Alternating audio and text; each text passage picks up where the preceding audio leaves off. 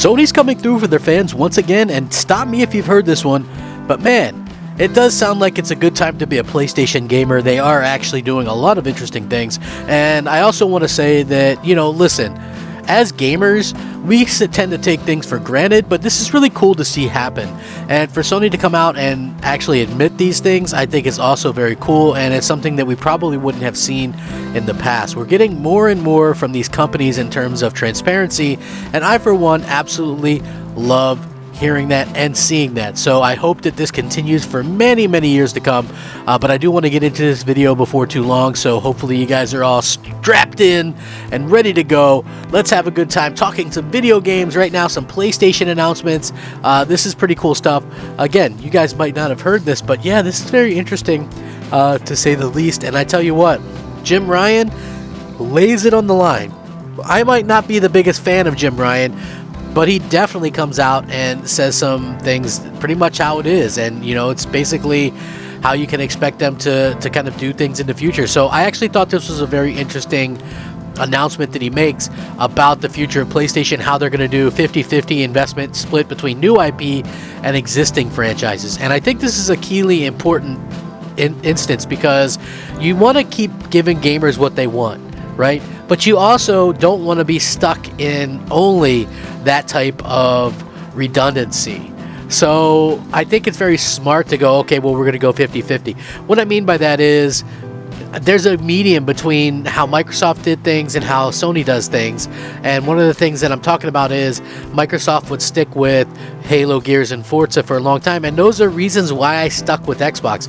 I love those games so much. That's why I buy Xbox. Now, on the PlayStation, it's a little bit different. I like PlayStation for the various things, like Uncharted and those type of games. But when it comes to having like new IP, I think it's important to have stuff that's new. And that's why I'm happy that Microsoft has started allowing new IP again, taking those risks, and PlayStation's doing it too. I mean, Ghost of Tsushima, Days Gone, these are really good new IP. So this is what he had to say.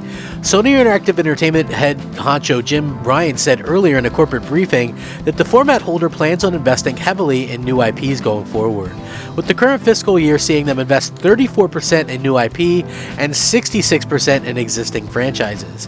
However, Jim Ryan said that by fiscal year 25, Sony expects the split to be 50-50 as the company continues its push into investing in fresh ideas.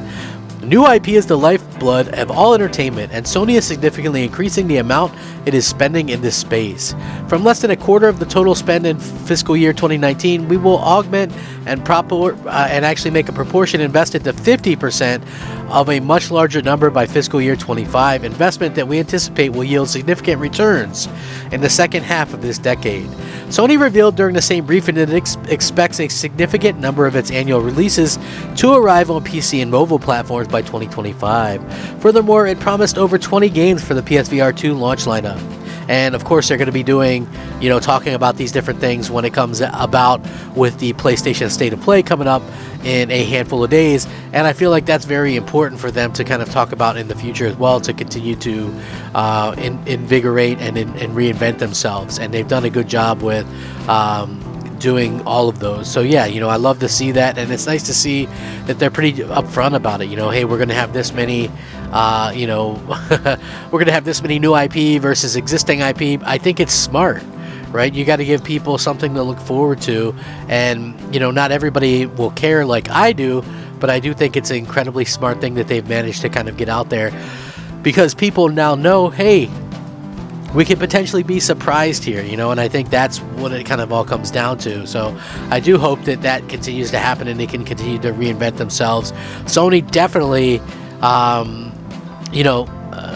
is one of those companies that listens and kind of, they've been around the block a few times. So, we as fans can sit there and definitely understand kind of where they're coming from with all this stuff. And I think it's pretty incredible that they're able to sort of change things the way that they do. But this wasn't the only bit of news that they announced, which I thought was pretty interesting. Jim Ryan was talking about the PS5, and you would expect him to say stuff like this, right? Like, I'm going to be honest. This is totally you would expect anybody to hype up their own platform, but he's saying the PS5 is going to be Sony's biggest ever platform, which, hey, that's taking a lot of liberties right there, especially given that the PS2 existed. You know what I mean? And it's a different time and era. And the PS2 not only existed, but the PS2 existed when the DVD player was such an expensive prospect that it was cheaper to buy a PS2. And, you know, that's probably some of the reason why the PS2 sold so extremely well. I'm not saying that it didn't have good games. I'm not saying anything negative about that, but it is just factual that, you know, it basically had a DVD player that was the cheapest DVD player at the time. So, yeah, there is that. And so when we look at this and we look at Jim saying that, I think it's very interesting the way that this has kind of come about. Speaking during their business segment briefing, he actually revealed that the format holder is confident that PS5 will proved to be its biggest ever platform. According to Ryan, purchase interest in Sony's latest home console, which I talked about that previously, is almost double that of the PS4 during the same period in its life cycle. In addition, the PS5 also boasts the highest engagement ever across numerous key categories, with game monetization 15% on the console than it was on the same point during the PS4 life cycle.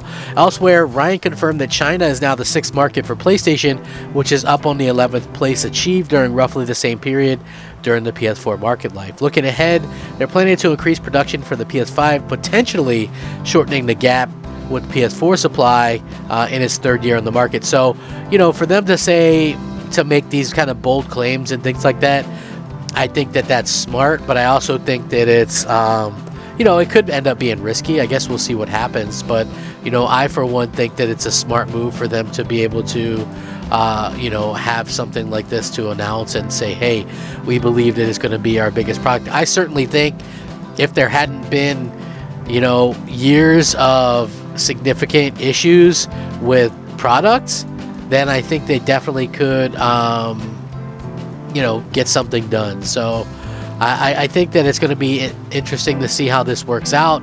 But, you know, bravo for him for being, you know, the type of person to come out and say, hey, we think it's going to do this, this, and this, because I think that is smart. But is it actually going to be something that happens? I feel like that's a totally different story.